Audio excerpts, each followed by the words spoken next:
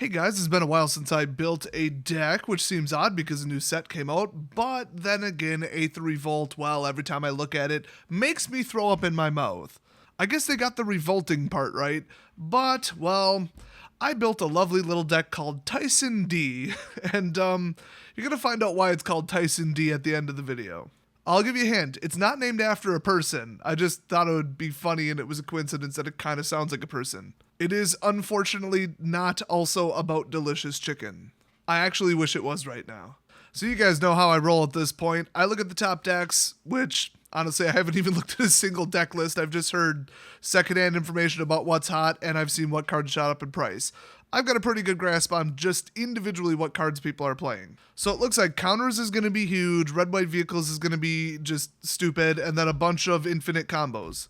So I built a deck that disrupts all three because, well, I mean, you can either be in the $300 net decking idiot majority, or you can be in the I'm going to beat you with a $30 deck minority. As long as you make sure you beat what the top decks are, and people at your LGS actually play the top decks, you're going to be all set with this deck. Although I should mention this deck is not by any means complete. I ran zero math on it. None whatsoever. The whole 2, 3, 4 quantity of cards needs to be adjusted significantly, but it does work. So feel free to, work on a playtest to replace a couple cards, whatever. But I wanted to get this out today because you might have time to build it before Friday, and that is important because this is an important Friday. In fact, I might even show up for this deck. So it looks like, as powerful as Gravity Bomb is, tapping things isn't going to stop any kind of infinite combo. It can't stop Saheeli Rai. It can't stop, the Felidar combo, same thing. It really can't stop anything that is not involving swinging with creatures. So it would probably stomp red-white vehicles, but just about anything else you have to worry because, you could continuously tap down a creature with a million counters on it, theoretically, but I don't know, that just seems a little dangerous. So there were two ways that I was going to build Gravity Bomb. I was either going to tap everything because that was a super common, most passive trigger in blue, or I was going to bounce everything back to the hand over and over and over. Now, obviously, bouncing it back to hand, they have to pay the mana and any additional costs to get it back out. Now, if they're playing an Emerge deck, that is funny as hell, but nobody is. So the number one deck, I think, is probably going to be counters with the Ballista, because the Ballista can finish the game so early it's practically infect, and it's also, partial control. It's not suicide control. It's not like Shrapnel Blast. And the whole time that you're trying to get this, big thing off and get your cards to work, you're blocking with ever-growing creatures. Basically, you're not even blocking. They're not even swinging. So you might try to get an infinite combo off in that deck, or you could just play it legit, just dump counters onto the most powerful, First Strikers and Flyers and Lifelinkers that you possibly can, and then throw in garbage like the Ballista and the modules, and there you go, that looks like the top deck. Well, what's the worst thing that can happen to a creature with counters? It either gets destroyed or bounced back to hand. Almost the same exact thing. Bye-bye, there goes your counters, sorry. Unfortunately, bouncing the Ballista back to hand isn't going to do much, but at least it'll reset it to probably, 2. Technically, they'll take another shot at you, but, whatever. At a certain point, it will just die. Also, vehicles, oh my god, is this deck fun against vehicles. This is disastrous against vehicles. A combo deck? No chance in hell. Zero. No way it's going to beat this deck. Absolutely impossible. In general, though, how powerful is this deck just in general, in a vacuum, not compared to the top decks? Not very good, unfortunately. It's pretty weak and it has some blatant weaknesses. It is solely a net deck assassin. The only purpose of this deck is to beat people playing the top couple decks and the top couple strategies with the top couple mechanics. That is it. I cannot stress that enough. So if you go up against somebody just playing green energy, you're probably going to lose. It stands a possibility of winning because it's a powerful deck, but that's not what it's meant to do.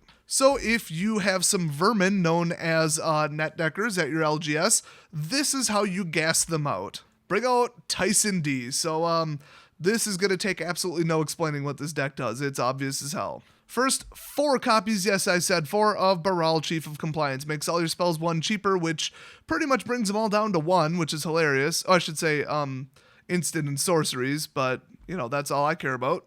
And believe it or not, this deck runs 0 counterspells. It runs, in my opinion, what's a counterspell, but with the technical rules of the game, it's not a counterspell. I mean, he is a 1/3/2, so he's a moderately good blocker for 2. I mean, he's just a good card. Absolutely good. And he's an absolute lightning rod, which is why you want to put 4 of them in there. If I start with 2 of them in my opening hand, good. I'm going to need that second one. Next up, we got Disperse. 2-cost instant, return any non-land permanent to its owner's hand. Any non-land permanent at all. Vehicle, artifact, creature, doesn't matter. The only problem is you can't bounce man lands back to hand, and that is the bane of this deck's existence. But it does have a way to deal with those. Next up, select for inspection. Love this card. Can't reduce its cost. It's not my favorite. I actually did cut it to 3, even though, I do like this card in general. Return target tapped creature to its owner's hand. Scry 1. So as soon as they swing, boom, they're back to hand. Goodbye, gone. Plus, you get to scry 1, which may or may not get a garbage card out of your way, and you need to perfect your next couple turns. Speaking of that, Contingency Plan. I mean, if you're playing blue, run Contingency Plan. The end. There's no more to be said about that. You just arranged your next 1 to 5 turns to make sure that you rigged the game so you win. I mean, I cannot stress enough how good that card is. For all the clueless morons who keep spouting off BS about, card disadvantage, it's card disadvantage. Card disadvantage is pulling your 8th land, off the top of your deck. That's card disadvantage. In general, soft logic, unspecific to any kind of gameplay decisions, yes, having more cards than your opponent is card advantage, and it is extremely important. Back in the real world, in specific circumstances, not all cards are created equal. You want cards that you actually want and need. So those are worth more than cards you don't need. So if you get to look at 5 of the next cards you would have drawn, yeah, that's kind of valuable. Just hoarding more cards like a squirrel stuffing nuts into its cheeks is not magic. That's stupid. That's just taking something a pro said and pretending you know what the hell you're talking about. Don't do it. If you still think Contingency Plan is a bad spell, you're just unbelievably beyond all hope. I mean, you have no idea how magic works at a basic level. In this type of blue control deck, you need to make sure that you can stop every last thing that they do. And that means you need to draw exactly what you need to draw and get the crap cards out of the way. Anyway, enough about that. If you still don't believe me, you're an idiot. Have fun losing your games. Next up is Curious Homunculus. He's a 1/1 for 2, but he taps for colorless. Unfortunately, you can only spend the mana on instant or sorcery spells, and I always keep forgetting that and try to spend it on, like, a creature. So between him and Baral, your spells are effectively cheaper. Your instant and sorcery spells, not your creature ones. Now, when he flips, it gets real. Now you've got a 3/4 that you only paid 2 mana for. It has prowess, which, yeah, you're going to get 2 or 3 of those a turn. And permanently, instant and sorcery spells cost 1 less to cast. So instead of tapping him for the mana then spending it, you just automatically get it. Yes, it does stack with himself. Yes, it does stack with Barras or Barras or whatever. Why couldn't they just name him Barak? That would have been freaking hilarious. So Voracious is your bread and butter damage, and you are going to have 3 instant or sorceries in your graveyard, trust me. If you don't, what the hell hand did you keep? Now, unfortunately, running out of cards and stalling out is any super control deck's weakness. It is very bad. So we got Leave in the Dust. I mean, this deck has 24 lands. It has a little tiny bit of ramp. It has, cost reduction. You're probably never going to necessarily pay for this.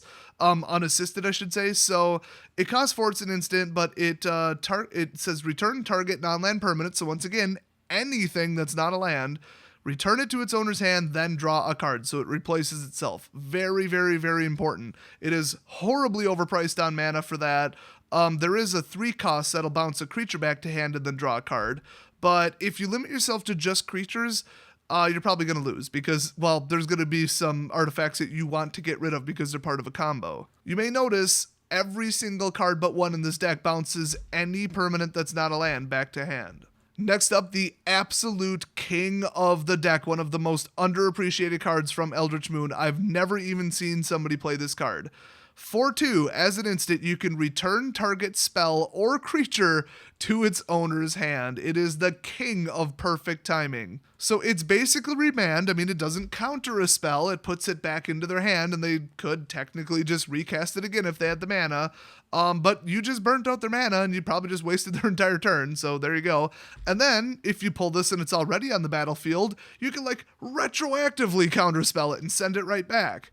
I mean, not to the graveyard, but to their hand. This is probably my favorite spell in the entire deck because, one, you basically only ever pay 1 blue for it because of the way the deck is built, and 2, it's devastating. Also, 2.5, 2B subsection, whatever the hell, it triggers prowess. Next up, one of my favorite cards, Compelling Deterrence. I love the artwork. I love what it does. I love everything about it. I want to eat this card. I want to marry it. Oh my god. Return target non-land permanent. Once again, creature, artifact, doesn't matter, anything. Return it to its owner's hand. Then that player discards a card if you control a zombie. Spoiler alert, there's 1 zombie in this deck. Oh, double spoiler alert. If they don't have any cards in hand, whatever you just bounced back just went straight to the graveyard. Next up, I promised it, there it is, Forgotten Creation, Zombie Horror. It is a zombie, don't miss the trigger. It's 3 damage for 4 mana, not too bad, there is no way to reduce it. It does have Skulk, so there's your bread and butter damage number 2. Voracious is 1, this is the other. And at the beginning of your upkeep, you may discard all the cards in your hand. If you do, draw that many. Not that many -1, you draw that many. You could also dump off some spells into the graveyard if you really need to flip your Voraciouses, which, I mean, that would pretty much never happen, but whatever, there it is. So if you do nothing but expensive, creatures and stuff you already had, and you got your 4th frickin' Curious Homunculus, actually, I think I've been calling it Voracious this whole time, then ditch the whole damn thing. I mean, if you got a bunch of irrelevant cards or whatever, they're just not good enough. I mean, it almost never happens. Ditch the whole thing, start over. No problem whatsoever. Plus 3 damage, and he can't be blocked by creatures with greater power. Oh my gosh. The only thing is there's a little bit of a paradox there. Do you bounce the bigger creature back to hand to prevent damage, or do you bounce the smaller creature back to hand so that you can hit them? Depends on their life total. Don't fail to make that consideration. Next up, it's the Dark Horse, the wild card, the Joker in the deck. Yes, that's 2 poker references. This card, as soon as you play it, somebody's going to call a judge. I guarantee it. Every single time, 100% of the time, they're going to call a judge because nobody knows what the hell this symbol means. Oh, it indicates that it's from a product that doesn't exist. Go ahead, look it up. Coming all the way from the pretend mythical non-existent product called a Welcome Deck 2016 or whatever the hell they called it. It's actually from the Deck Builder's Toolkit, which is a real product. The Welcome Deck, not a real product. I guess it's a sub name that they gave that particular pre-made pile of cards. I don't frickin' know or care. All I know, it's standard legal for God knows what reason. It's not even in the damn Planeswalker decks. Like, what the hell is this card? What is this set? This is from Rise of the Eldrazi, Commander 2014, the 2016 Welcome Deck, whatever the hell that is, and Conspiracy Take the Crown. Feel free to buy any of the 4 because all 4 are going to get a judge called on you. Okay, here's in my experience what typically happens. So you play this, really honestly doesn't even matter what set symbol it has. Just go for freaking Rise of the Eldrazi, why not? That'll piss people off the most. Then your opponent's going to say, oh my god, that's not legal, I've never seen that set design before in my life, what the hell is that? That's from 100 years ago, that's not legal. Where'd you get that? A dual deck? That's not legal, blah, blah, blah. I'm calling a judge, oh my god. Then you're like, no, get out your smartphone, look it up, trust me, pull up the Gatherer, it's legal. And then you have a crowd of like 8 people around, and they're like, what the hell does that mean? Never seen that before in my life, must be a promo card, oh my god, you're not supposed to be playing with it, that's not legal. Then you'll go, no, it is legal. And then the judge will come over, and he'll like get out his smartphone, and then it'll be like, oh my god, it is legal, what the hell, that doesn't make any sense. And like one guy off in the corner will be like, it's from the Welcome Deck, and everybody's gonna be like, what the hell's a Welcome Deck? That's not a product, there's nothing called that. And then you'll probably hit the round time limit and lose and get disqualified. Thanks, Wizards, for printing some BS frickin' set symbol that means nothing, that nobody's ever seen before in their damn life. That's really helpful. It helps everybody. It even helps the judges out by making them look like an idiot. So yeah, I put it in the deck anyway because it's powerful as all hell. It's triple blue. I mean, what does that tell you? Triple blue equals power. I don't care what it is. Leviathan, the Torrent Elemental, whatever the hell it was, Shore Crash Elemental, and now the Sphinx of Magosi. So it's a 6/6 flyer for 6. I mean, for blue, that's pretty damn good. For Sphinxes, I mean, that's pretty actually average. But for 3, without tapping it, you can draw a card, then put a counter on it. What the hell?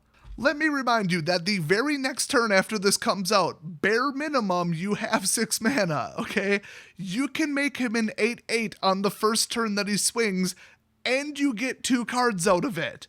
What the hell is this card? Oh my god. This is the most beastly Sphinx ever printed. I've never seen a better one. Even Goliath Sphinx doesn't even stand a damn chance against this thing. I mean, in this deck, giving you 2 more bounce cards, it's the end of the game. If this comes out, you won the game. Congratulations. After 5 minutes of people whipping out their smartphones and yelling at each other. Once again, thanks, Wizards. You're so damn helpful. So that's basically the whole deck. 20 islands, 4 Skyline Cascades, because they make stuff stay tapped, and that's funny to me. Hey, in some cases it, buys you time to bounce, pull another bounce spell, or select for inspection, or, just whatever. You might get a lethal hit off it. It's a damn good card. So once again, the overview. Baral makes all your stuff cheaper. He's a 1/3 blocker. He does do some damage. He's not bad. He's dirt cheap, early game, great. Curious Homunculus, he pays for your spells, effectively making them cheaper. When he flips, he does tons of damage, super aggro, and I don't know, basically he's dirt cheap, you can get him out early. So those are the two that make your spells cheaper, so you can almost always cast all these for 1 or close to it. Contingency Plan makes sure that you win the game. No, I'm not overstating that. Select for inspection, bounces only a tapped creature back to hand, but no problem, do it on the swing. Then you get to scry one, and Leave in the Dust bounces anything back to hand, then you get to draw a card. So those keep your deck rolling. Honestly, this deck could use a ton of passive draw where you get an extra card during your upkeep or something. Couldn't fit it. Also, I think it doesn't exist. Slight little problem there. Sphinx of Magosi, if it comes out, you win the game. I mean, let's be honest. Then, of course, more bouncy bounce. You got your Unsubstantiate, which can bounce a spell or a permanent on the field back to hand, and Compelling Deterrence, which can bounce a permanent back to hand, and if you have Forgotten Creation on the field, you will make them discard something. Then, of course, Forgotten Creation, he can wipe out your whole hand and fix it. It's kind of the inverse to Contingency Plan. Basically, everything in this entire deck has 8 cards or more, or I should say 7 cards or more, that are all redundant. So the deck runs really smooth. I mean, once in a while you'll just get shut down. You get nothing but creatures. They'll get something out. You'll run out of bounce back to hand stuff, and you won't top deck it. But with my rough calculations, less than 10% of the time that will happen, which is enough to win you a tournament. So no problem. I think that was probably all the cards in there. I don't know. Oh, Disperse. So bounce some more crap back to hand. They will not be able to keep anything on the field, and if they're running a cheap deck, it's a little bit of a problem. But if they're running an expensive deck, I mean, mana-wise, they're going to literally have to start discarding. I mean, they're going to have more than 8 cards in hand, and that is freaking hilarious.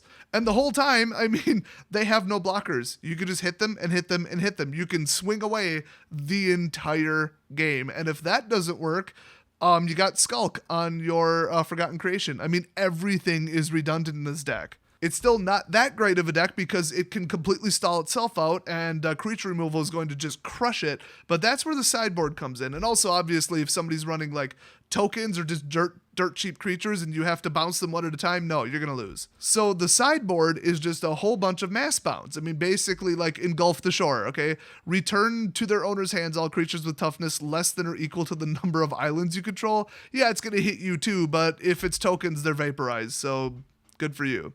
You could also sideboard in Crush of Tentacles, absolute board wipe. If you can get Surge off, that's funny as hell because, you get Crush reduced, most likely by 1 or 2 mana, maybe more, and then you could fit in another spell for just 1. I'm not sure if the Surge cost can be reduced, though. I don't think it can. I'd have to check on that rule, though. Anyway, yeah, return all non-land permanents, hello, to their owner's hands, and if the Surge cost was paid, you put out an 8/8 Blue Octopus token. And then they lose the game, so that's funny. And then the other half of the sideboard, because I go 8 on that side, 7 on this side. Essence Flux to flicker your creature, just to save it, and then turn aside. So there you go. Stops your creatures from getting destroyed. Unfortunately, with that one, it's rough because if they're running high amounts of removal, that means they're running less creatures. So you could theoretically take out some bounce spells, but it might lose you the game. You really need those bounce spells. I mean, and then you don't want to take out less creatures because then it's kind of the same as them killing them. But as far as taking out, 8 bounce spells and putting in 2 field bounces that bounce everything back to hand, yeah, do that. What does this deck cost to build? I don't know, $10, $20. It ain't much. I think the highest is Baral, and he's $3, so shouldn't have a problem. Oh, and for those of you saying, why not Thing in the Ice? It would work perfectly. Yes, it would, but, I mean, even though this deck has only, I think, 16 creatures total, and it would be a little bit more if it was Thing in the Ice, I don't know. I mean, you'd wipe out your own creatures, that's almost as bad, and then you've got a single point for them to remove with a kill spell, and that's kind of not good, because you don't have any counter spells natively in the deck. So I wouldn't necessarily run Thing in the Ice, but if I did, I would probably get rid of the Zombie Horror, the Forgotten Creation. So after this, I'm going to upload some gameplay footage of me just crushing a typical, high aggro creature deck, basically. Just a blah deck, with the computer running it. And yeah, the computer's as dumb as a potato, so of course I'm going to win. But I just want to show off how this deck works, how to make the decisions, how the cards work with each other. I don't need to show off that it will win. That should be pretty darn self-evident. So watch for that, and I will see you guys next video. Just kidding, you thought I wasn't going to tell you. The deck is called TYSON D because it's actually an acronym. It stands for Trashes Your Stupid Old Net Deck. I thought you'd like that.